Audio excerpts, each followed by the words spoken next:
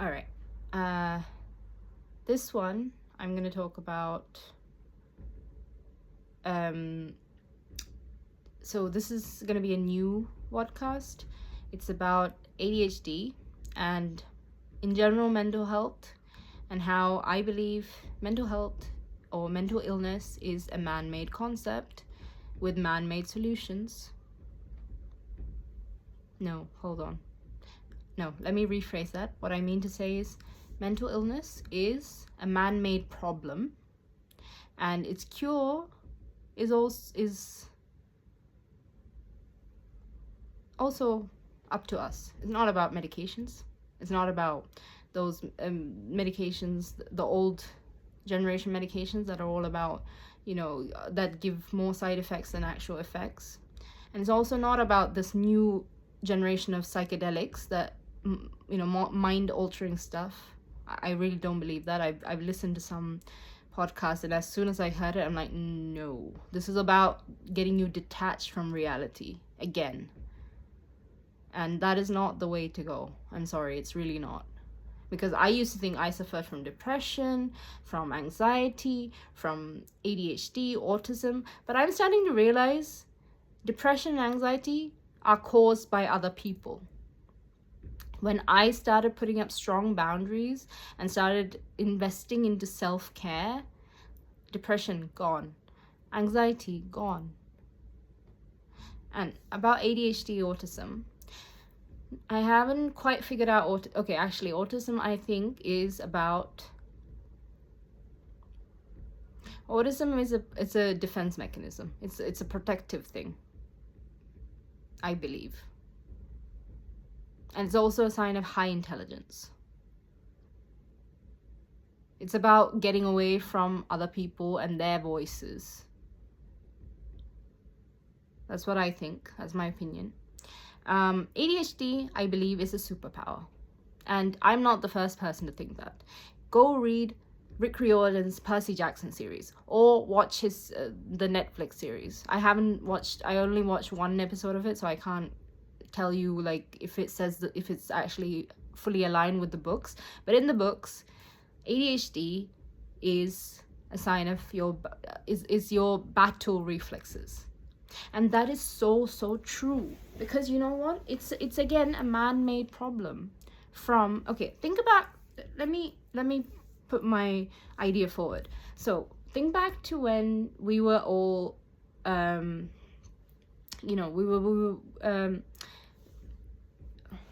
I still have sand even though I showered. Sorry. We were okay, back to the natural world, when before electricity, before this globalized industrial BS. How did we live? We lived as one of many creatures. There were predators, so we were hunters, and we were hunted. We killed for food, but we were also hunted for food, right? So we needed battle reflexes. That is our defense. And that is our sympathetic nervous system kicking in. Then we had periods of rest and digest, where we had caught whatever we need, or we had cooked whatever we needed to eat, and we were just relaxing. It was cycles of, and that's the parasympathetic nervous system. So it's a cycle. There are cycles of activity followed by rest, activity followed by rest, and that's sort of how I am at the moment. I'm feeling that. And now what's happening is kids are not active. People are not active. People are stuck in 9 to 5 days where they're sitting in a chair and they're stuck looking at their phone or laptop or computer screens that are constantly hyper stimulating them. Like around people who are constantly telling them what to do. Again, hyper stimulation. So you're never in rest and digest form. You're constantly in your sympathetic nervous system form. And you keep doing that until you reach burnout, where you say, oh, okay, I've reached burnout. I need to get away for 2 weeks, holiday, away from everything. and then you go and reset, and then you come back, and it repeats. So you actually wait until you get to that burnout stage before you get back to that 9 to 5 job that you probably hate. And this is what I'm seeing. This is what I got out of. Because how many of you actually enjoy your job? How many of you have had dreams when you were a child where, I don't know, you wanted to be a writer, or you wanted to write poetry, or you wanted to sing, you wanted to play an instrument, you wanted to travel the world, you wanted to paint, you wanted to create. And then how many of you had people telling you your dreams were not they're child's dreams? It's not practical. You're never gonna make it. You can't live like that. You can't make a living like that. You need a stable job to survive. Life is not that simple. Grow up. Stop being idealistic. Because this is all I've heard all my life. And I heard it so much that I internalized it, and it has been there in my head telling me why I shouldn't be doing things I enjoy. And you know what? Tell those voices and those people to go F themselves. Seriously. Because they are telling you that because they didn't have the courage to do what you want to do. They don't want you to get out of the matrix. So it's up to you. Are you going to stay stuck in the matrix, or are you going to follow your dreams? Because I followed my dreams and I've never been so happy. And you know, money is a concept. What do you need money for? What do you need money for? Ask yourself that. Because I used to tell myself, oh, I need money so I can take care of my family. I need money so I can buy myself these things. I need money for... This is how I kept myself stuck. I never asked, what is money? What the F is money for? In the old days, we didn't have money. We bartered. Like today, I bartered with someone. Well, I didn't actually barter, but basically I just had this conversation with someone, and she ended up buying me tea. She was like, oh, let me buy you some tea. Let's have this conversation because I'm you know, I like talking to you. Let me continue to talk to you. And I was like, okay. And then she was coughing quite a bit, so I asked her, are you okay? Like, and she said she has an upper respiratory tract infection. I said, well, I'm a spiritual healer. Would you like me to heal you for me? Would you like me to do some healing for you, if I can actually talk? And she said, yes, please focus on my chest. And I did that. I went to the beach, I cleansed myself, did everything, sent her some healing energy. So in that scenario, I never needed money. So ask yourself, what is money? And why are you keeping yourself stuck in a situation surrounded by toxic people who are telling you to listen to the voice of fear in your head? And that voice of fear is the cause of your anxiety. Do you see what I'm saying? Like, all these concepts are coming together. That deep depression, the deep rest that you need is because you've been slogging at something that drains your energy, surrounded by toxic people who are draining your energy. So you get to a point of burnout where you then need to get away from everything to recharge, and then you go back to the cycle of making yourself miserable. And all that time, you also have this voice of fear in your head, fear that is put into your head by other people who is telling you that you should stay stuck where you are. And this is what I've had to battle too. I've had to battle the voices in my head telling me that I'm gonna fail. I'm not gonna have anything. I'm gonna lose my house. But you know what? When I thought, okay, if I'm not gonna have a place to stay, I'll go buy a tent. And actually, I ended up in a position where I didn't have anywhere to stay. I didn't even have money to buy a tent. I didn't have money to eat. So what did I do? I went and slept on the heath, on the beach, on the wherever. Go watch Disney Pocahontas. That song, Colors of the Wind. It's not difficult. People think that intelligence is, you know, being able to be successful or make money, but it's not. Intelligence is common sense, and usually people who have a lot of common sense are told that they're too idealistic.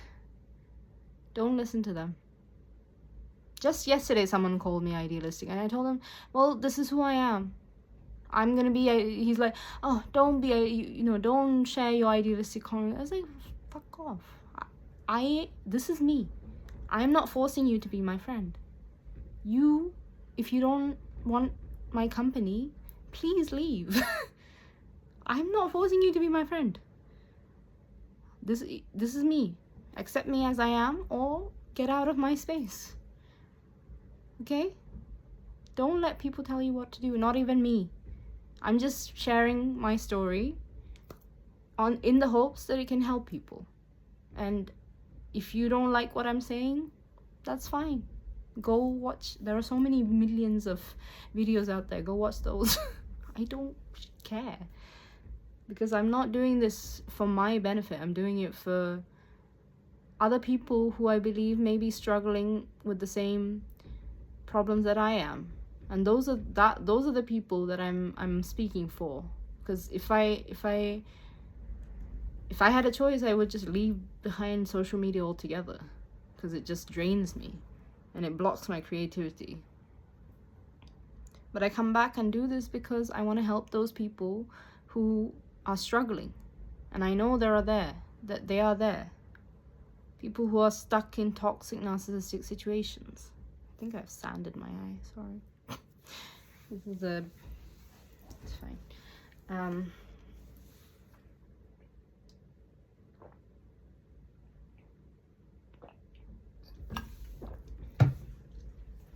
Lemon juice, by the way, really good to drink. It's rehydrating more than water. Okay, what was I saying? I was talking about, okay, yeah, let's get back to ADHD. So my ADHD is actually so helpful for me.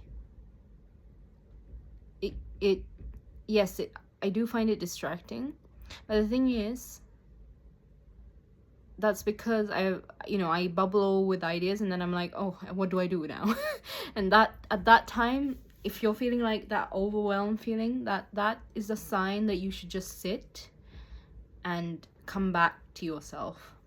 Do something to ground yourself, eat something, drink something, spend time in nature. Just, you need something to quiet your mind and get away from your phones and anything that overstimulates you. Like video games overstimulate you, so your phone is the main enemy here, and that is making your ADHD worse and making you feel like you can't relax. And that's why doing something that's like a craft.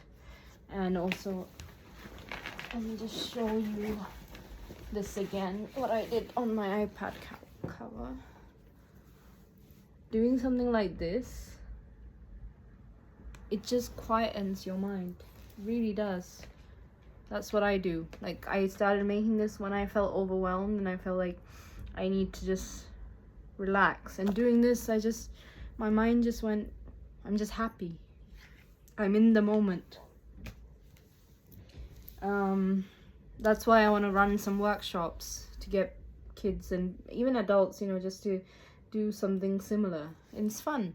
And also, I usually have this if I look at it, my mind kind of calms down. I don't know, it's like something about looking at it and just seeing all the images, it calms my mind down. So that's one helpful tip I have if you have ADHD. But let me talk about why I think it's actually a superpower. Because it makes you able to multitask. It makes you able to do many projects at the same time. There's that saying, jack of all trades, master of none. And I always felt that applied to me, because I'm interested in so many different things, and I feel like that's a bad thing. I feel like even that quote makes it feel like it's a bad thing, because you never master anything, you're just like kind of useless or whatever. And I used to think, oh, I should always focus on my one thing, but the thing is, I have so many interests and I like so many different things. So, but you know what, something I found out recently, that quote is incomplete. If you look it up, you'll find the full quote, and it will surprise you. I'm not going to tell it. You can go look it up, but it's going to surprise you in a very good way. I was surprised myself, and that made me feel so much better about what I'm doing, about not shaming myself for having so many different interests. And think about why that quote was purposefully left like that, by the way, to make people feel bad about having so many interests. And it also means I'm extremely creative. And how I usually manage is, like, I assign myself time. So there are like so many, hours in the day, and I just assign myself time to do each different task, so then I don't get overwhelmed. And also sometimes it's funny actually, like I have different things on in my work area. Right now it's my bed, because I don't have a proper work area yet, so I have just different things there. There was one moment where I was sitting cross-legged on the bed, and then I had like 5 different notebooks open around me, and flashcards and tarot cards and everything around me.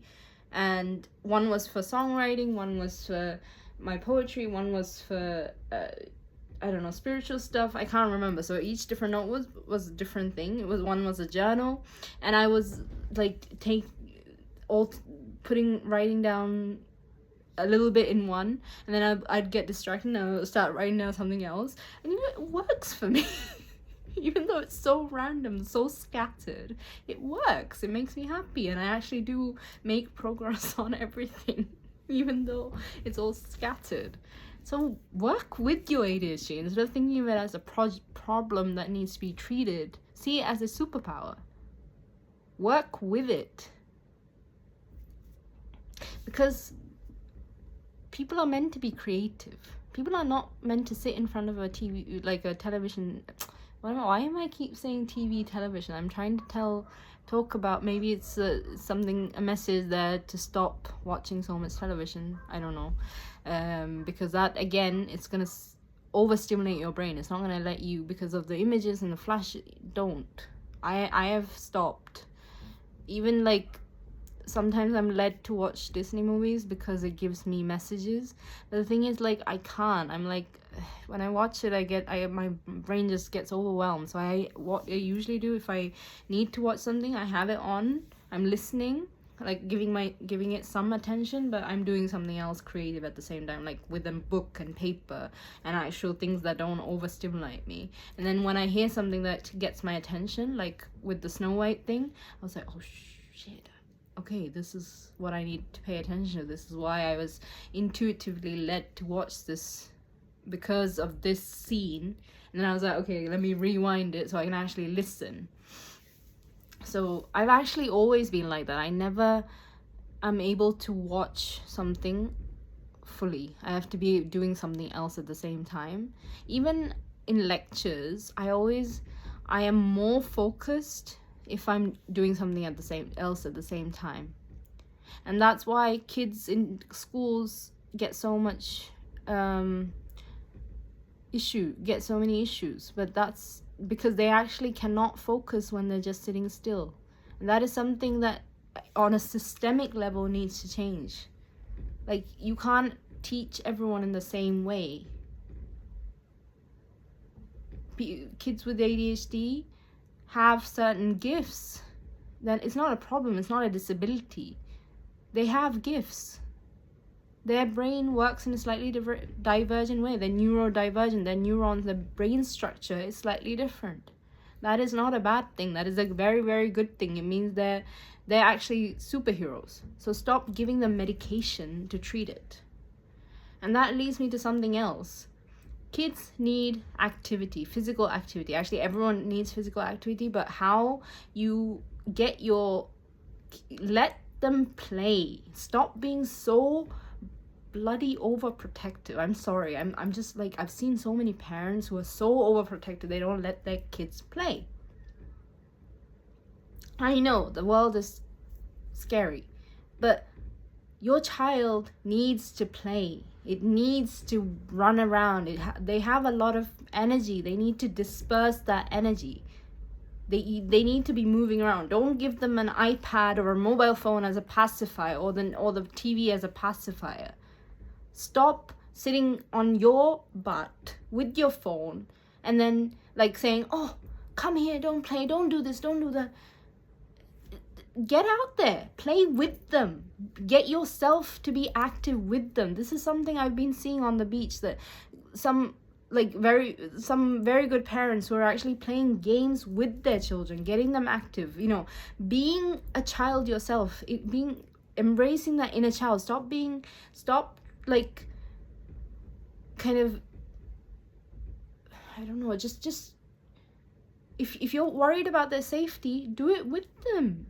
That way that they're not going to be unsafe. Have, you know, like do bits of some games with them, like, I don't know, play volleyball or basketball, like go to the park, make time for this. Instead of going to a doctor's appointment and going to a psychiatrist to help you with your child's ADHD and going to get medication, try this and see what happens. I've never taken medication for ADHD. I have it, for sure. You can see it, probably. But I've learned to manage it and learned to turn it into a superpower, which it is. So that's my little spiel on ADHD. This is I'll be continuing to share more insights, share more practical advice on how to manage it. Yeah, I'm gonna be continuing to do this and post on a regular basis, even though, you know, I'm not gonna, you know, I do go through these periods of huge productivity and then rest, so I'm not gonna make any promises, because ultimately my health comes first before I can help anyone else. Because if I'm healthy, if I'm okay, then I can do a lot to help other people. If I don't take care of myself, I can't help anyone. So this is the kind of policy you need to take with yourself if you are genuinely interested in getting to a healthy place. If you're not, no worries. Bye. All right, guys. I'm all fired up today. Anyways, yeah. Making things like this is good. This is what I'm doing too. If you want to support me, I'm gonna put a PayPal link. You can donate, or I'm gonna put an Amazon wish list on there with supplies like cards, pens, stickers, things I can use to do this. And also I'm going to run some workshops for kids or for adults, maybe both. Oh, that's such a good idea. I just had a brainwave. Yeah, I'm gonna make it like a parent-child thing. So, or even if you're not a parent or a child, you can still be paired up with a child and you kind of help each other. Wow, such a brainwave.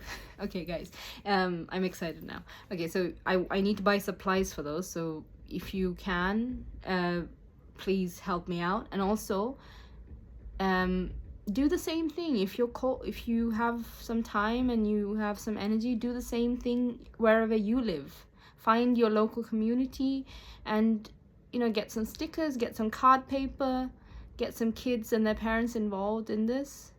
It'll be fun. Think about it. All right, take care, and until next time.